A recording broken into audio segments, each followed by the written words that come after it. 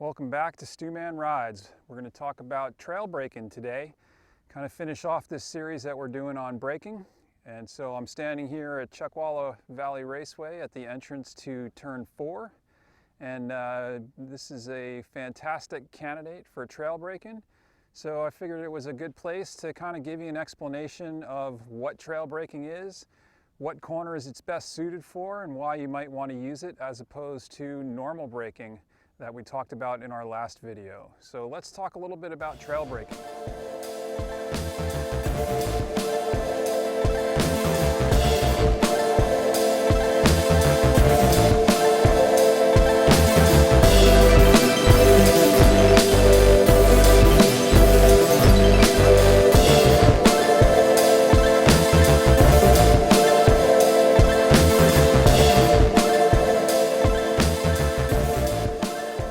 So first off, trail braking, it's not a magic bullet to make you go faster.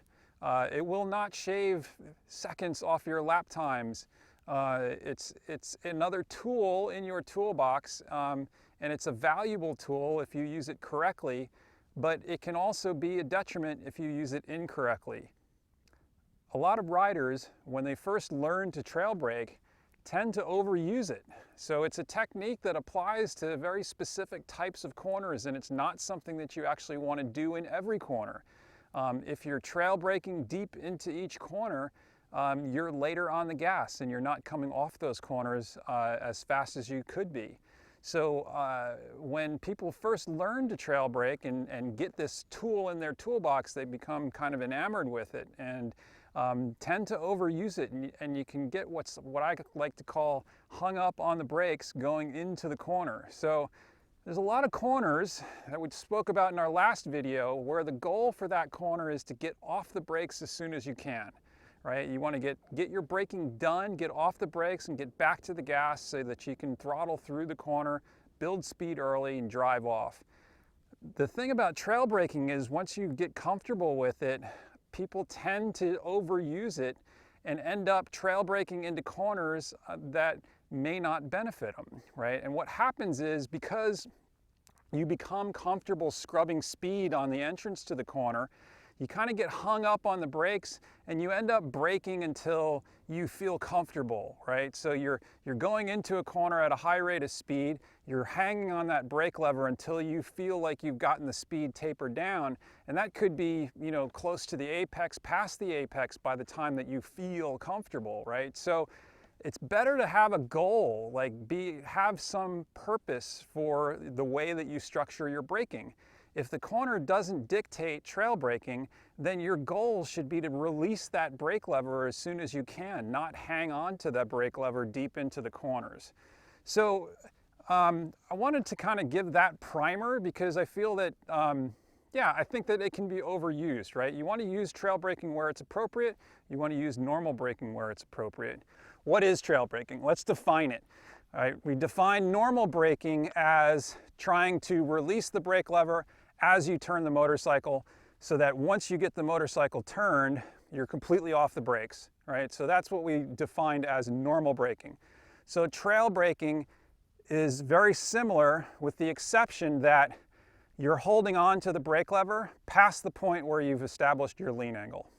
So when you're trail braking, you're coming into the corner, you're braking, you're still probably doing a lot of your braking while the bike is vertical, but you turn the bike in and you get to the lean angle that you need, you get the bike turned, but you're still on the brakes and you're carrying the brakes some distance past that point where you've actually gotten the bike turned.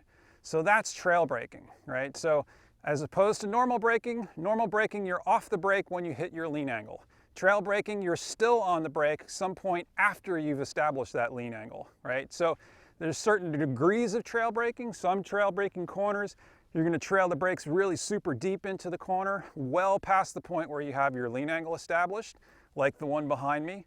Others, maybe it's just a little bit of trail braking where you get your lean angle set and then it's a couple half milliseconds before you actually let the brake go. So a little bit less degree. But with trail braking, you are still on the brakes and still on the brakes past the point where you've established your lean angle. So that's how we're going to define trail braking. So Benefits of trail braking. Number one, you can extend your braking zone deeper into the corner, right? So you can extend that slow point deeper into the corner. You can carry more speed further into the corner, right? So those are the benefits of trail braking. The detriments of trail braking, number one, you're on the gas later, right? Because you're carrying the brake further into the corner, that means you can't be on the gas while you're on the brake. So you're not able to release that brake and get back on the gas as soon as possible, right? So that's one of the detriments. You start building speed slower, right? The other detriment for trail braking is that it's a little bit risky, right? There's a higher level of risk when you're using trail braking going into the corner as opposed to using normal braking. Okay, so downsides of trail braking. So the big downside to trail braking is it's a little bit risky, right? If you're going into a corner and you're using the brake and you have the motorcycle leaned over, there's a fine balance between how much brake you can use and how much lean angle you can use. The danger there, obviously, too much brake, too much lean angle, and the front tire slides and you could fall down, right? So we don't want that to happen. So I've heard this explained a number of different ways. I like to use percentages. When you're going into a corner and you're using the brakes and you're trying to turn the bike in, there's two forces that are acting on the front tire, right? The first force is your cornering force. When you turn the bike, like we talked about before, it loads the front tire. There's friction there, right? So you're trying to change the direction of the motorcycle. You're putting a stress on that front tire, right? You're stressing that contact patch. You're loading the contact patch and you're causing friction against the surface of the pavement. So the second force when you're trail braking is you're using the brakes, right? So as you're turning the motorcycle and you're adding lean angle and you're trying to get the motorcycle to change direction, you're on the brakes. So those two forces use up your traction, right? So you only have 100% of traction available to you when you enter a corner. It doesn't matter what the conditions are, right? So if it's wet, if it's sandy, it doesn't matter. You still only have 100% of the traction, right? So the way you need to think about it is if you're using 80% of that traction for cornering force, right? So you've got a lot of speed going in, you're trying to turn the bike aggressively, then you only have a very small percentage left for the front brake, right?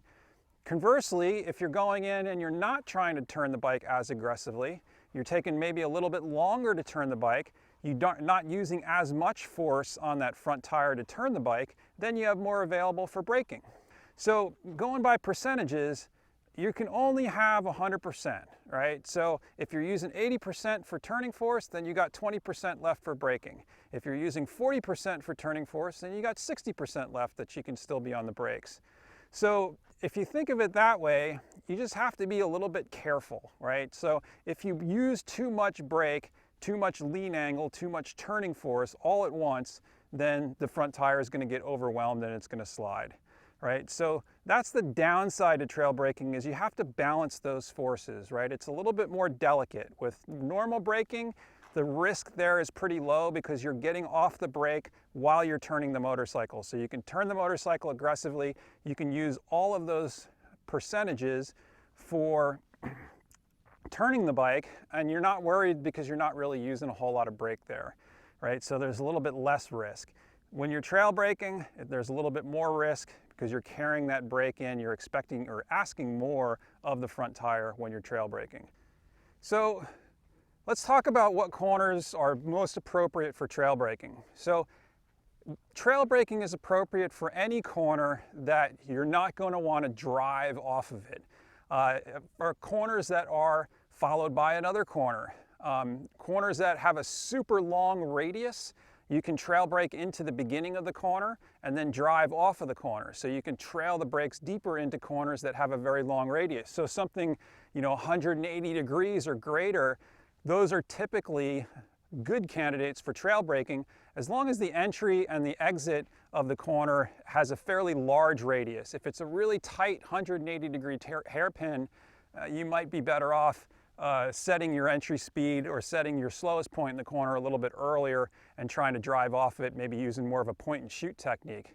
But in any case, trail braking is an excellent tool for any corner where you want to set that slowest point in the corner deep into the corner, right? So with normal braking that we talked about before, what you're trying to do is set that slowest point in the corner very early, right when you turn the bike, and then you're accelerating through the corner. With trail braking, you're trying to set that slowest point deeper into the corner so that you can carry more speed on the entrance, and you can stretch that braking deeper into the corner. So those are the types of corners that trail braking is appropriate for.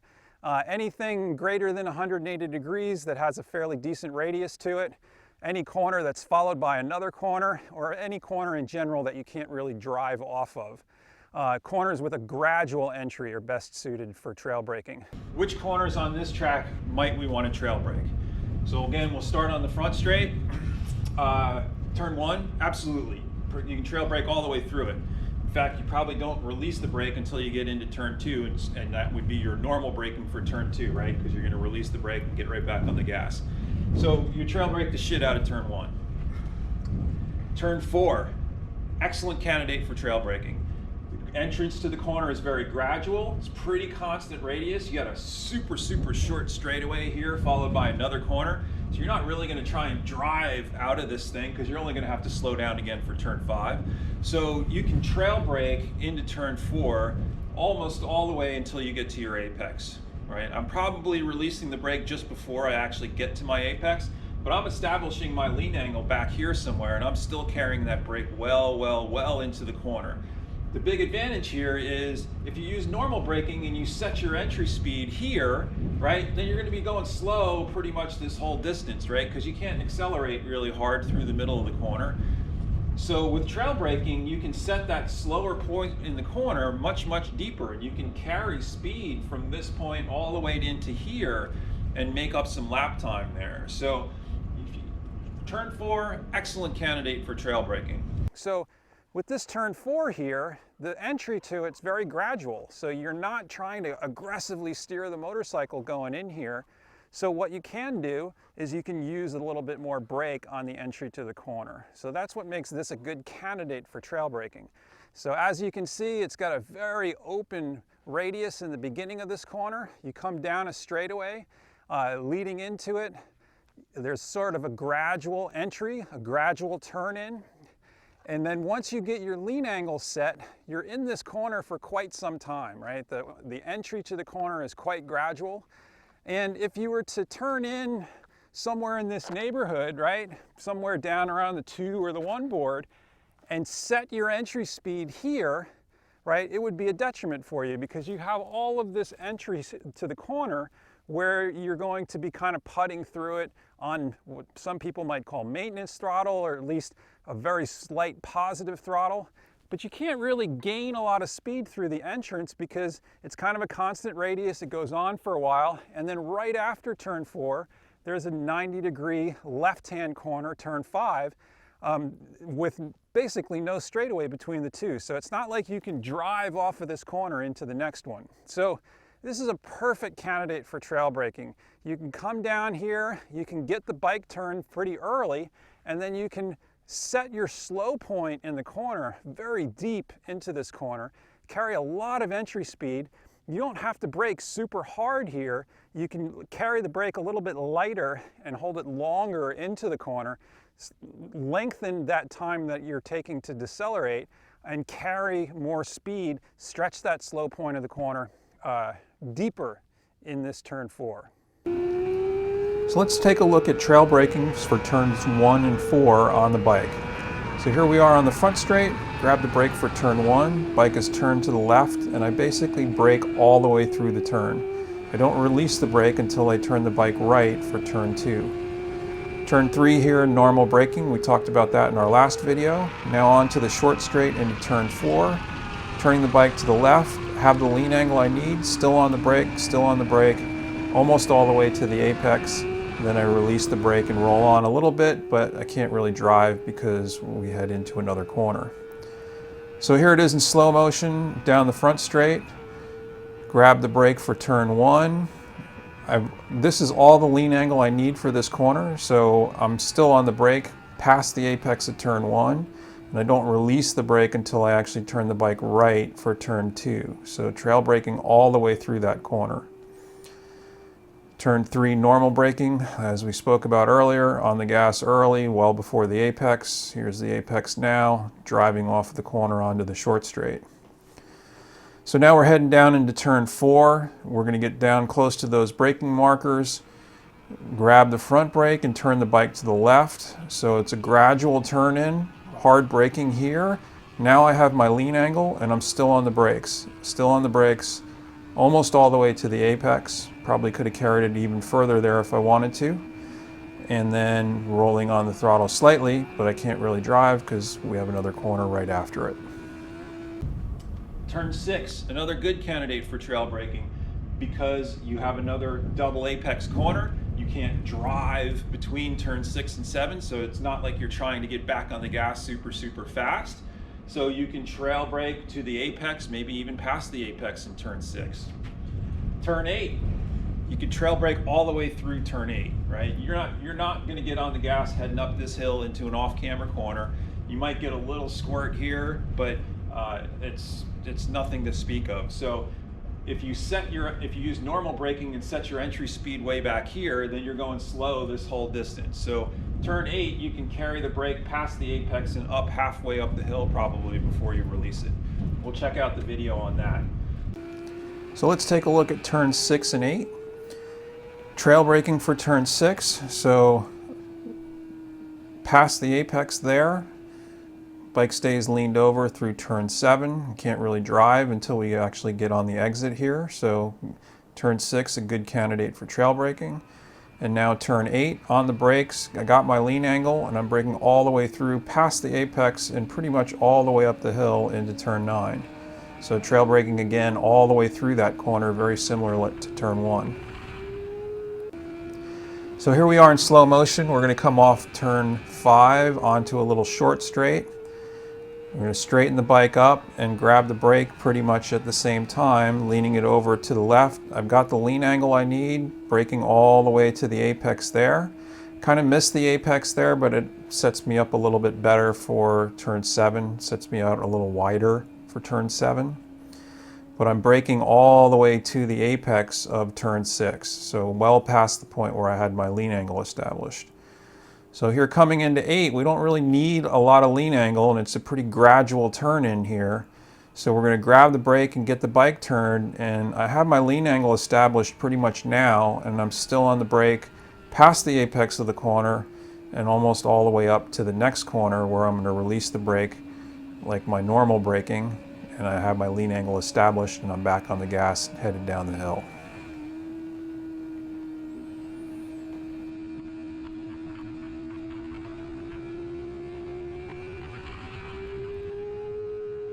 Turn 9, you're going to get off the brakes, brake a little bit for turn 10. We talked about normal braking there. Turn 11, you probably trail brake it in there some. There's different degrees, right?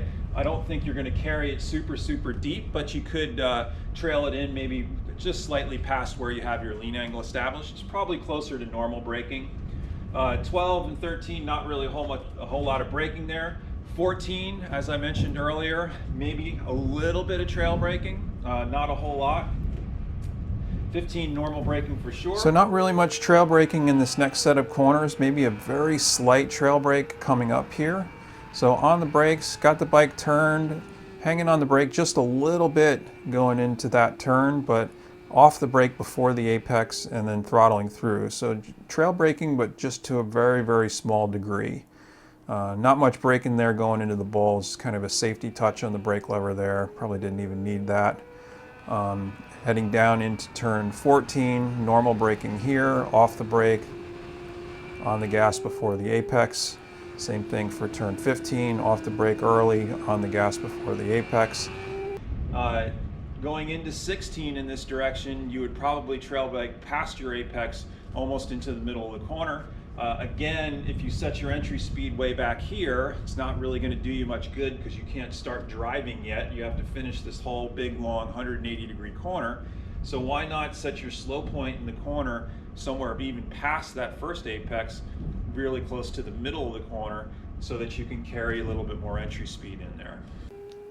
So now turn 16, double apex corner, braking all the way past the first apex into the middle, setting that slow point very deep, and then driving off.